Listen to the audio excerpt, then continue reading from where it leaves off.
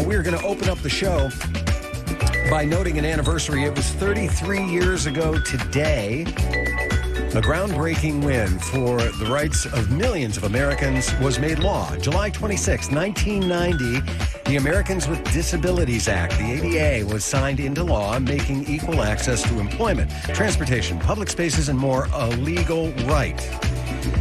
But advocates say those rights need to evolve with the changing times. And joining me now to further along the discussion is Culture Shift's Amanda LeClaire. Hello. Hey, thanks, Rob. Happy Wednesday. That's right. With the signing of the Americans with Disabilities Act, July 26th has become National Disability Independence Day. And it's a really good opportunity to revisit what else needs to be done to protect those who are disabled. Now, this is an important conversation for me personally as someone with a disability. I am so thankful that the ADA exists and really thankful to all those who fought to make it law. And we're going to talk right now with Mark Pound. He is the CEO of CurbCutOS. They are an organization making the digital world more accessible for people with disabilities. Hi, Mark. Welcome to Culture Shift. Thanks for having me. So let's get right into it. With the Americans with Disabilities Act being signed into law in 1990 on this day, what did that essentially cover at first, and how has it evolved since then? Well, to the best of my knowledge, it covered in the physical domain, but since then, now we're a digital world, and it is transcending or moving over into the digital world. However, today, if I were to go outside into the public domain and mention digital accessibility, most people would look at me and go, "What? What is that?" It is widely unknown. However, it's trending in the right direction.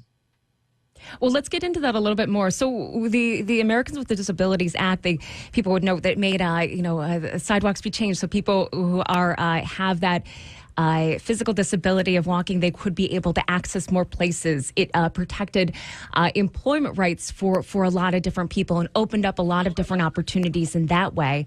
But, as you said, now that we're in 2023, we are decades since some of us began having the internet in our homes. We are completely living a different world than we were in 1990. So describe what is missing in your specialty, which is the world of digital disability rights. It's all encompassing. I mean, if you think about it, the latest statistic, let me just kind of cite that, and then I'll get into what this applies to.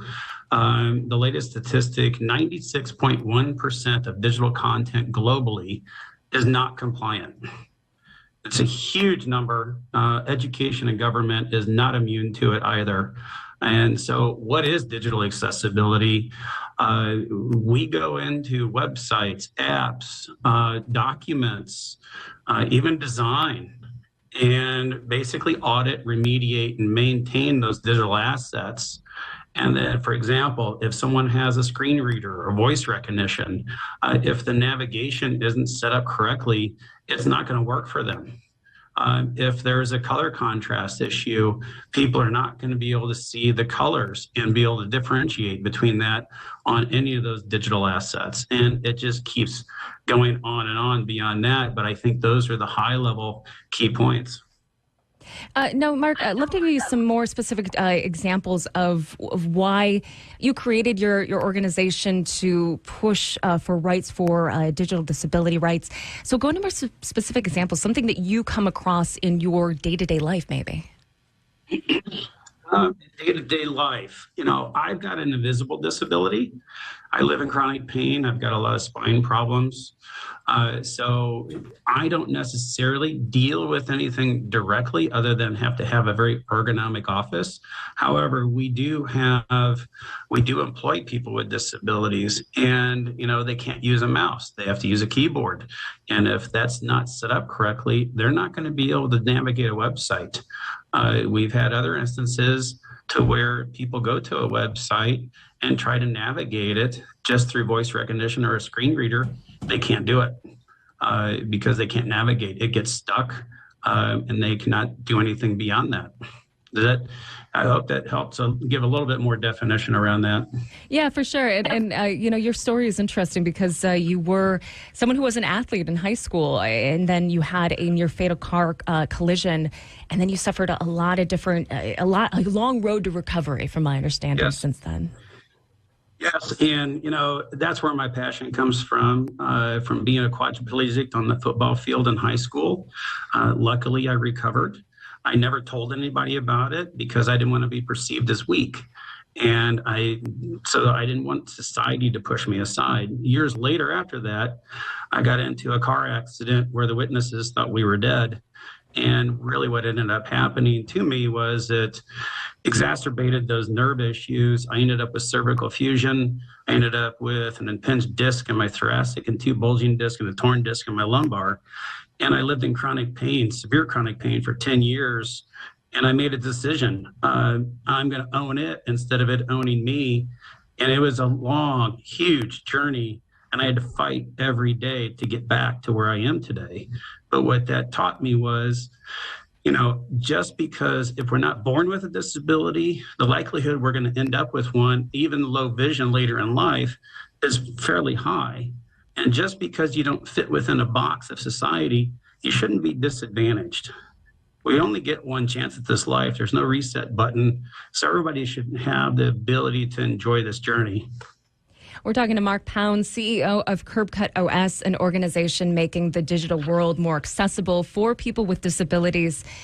Mark, when we're talking about this issue and how technology is not really kept up with being accessible for people who are disabled, there's a big range of things we're talking about. We're talking about people with potentially physical movement problems, people with vision issues or hearing issues, and on and on. And I think it's really interesting that we do have all of these wonderful advances in technology, yet we are living in a world that's really, a lot of people are kept out of it, whether that's due to something like a disability or something like economic issues, like unable to have, an accessible smartphone or be able to have internet at home or those kind of things. And there's a lot of issues that creates. Hey, boy, did you hit the nail on the head. I mean, what amazes me is, just like you said, there's so many advancements in technology. However, for the billion plus people who have a spending power over $1 trillion are viewed as insignificant in the world today. And that just blows my mind all the time. And in fact, there's even an additional statistic, 82% of those people, including people who know them with or without a disability, would conduct more business with a company via its websites and apps if they took a journey to where they became more compliant over time, because compliance is not 100%. It never will be. So it's a new line item that has to go into the budgets. But at the same time, it's not a cost. It's not a legal part, even though there is compliance. Is we like to say, compliance creates opportunity, and the opportunity are those billion people.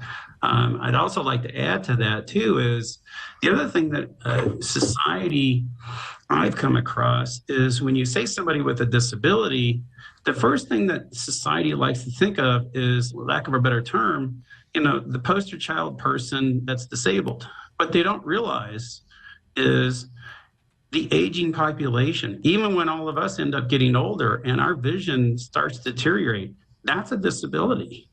And we're in a generation now, and younger generations are growing up to where they expect the digital media to respond and be able to use it. So we're gonna expect a tidal wave if it doesn't start getting embraced, because these younger generations will come up and they will walk away from business if they're not going to give them the accessibility they require.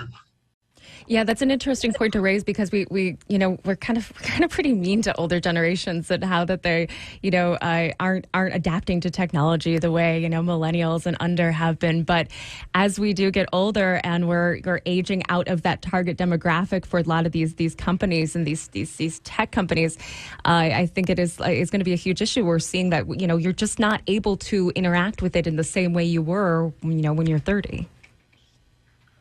Absolutely. And, we are an aging population, and they do need to pay attention to it because everybody wants more market share. But instead of robbing it from the competition, there's an untapped market here with a tremendous amount of spending power. And really, all you have to do is minimal investments on an annual basis. There's no price. There's no minimum cost, maximum cost to become more compliant. Companies such as ours works with companies to where what is your budget? What are your objectives? But as long as we're addressing it, it's better than doing nothing. And you will also reduce your costs over time. All right, Mark, what are three main things that you and your organization are working for or you'd like to see people be thinking about when to make technology and the digital world more accessible for those with this huge variety of disabilities? There's three things, but I think the one thing that's paramount, and the reason why we call ourselves CurbCutOS, is there is such a thing as the curb cut phenomenon. And in the physical world, when those curb cuts were done, so people with disabilities could use those sidewalks and stuff, today, more people without disabilities use those curb cuts than people with disabilities. So with that said, our objective is to achieve the same thing in the digital world, because what people don't realize is all the improvements that are made on the back end, because you won't be able to see them. The website still looks the same, has benefits to people without disabilities. And so I think, other than three main areas, that is the key point that we want to be able to achieve. We've been talking to Mark Pound. He is the CEO of CurbCutOS, an organization making the digital world more accessible for people with disabilities. Mark, thanks so much for joining Culture Shift today. It's been great talking with you. Yeah, thank you.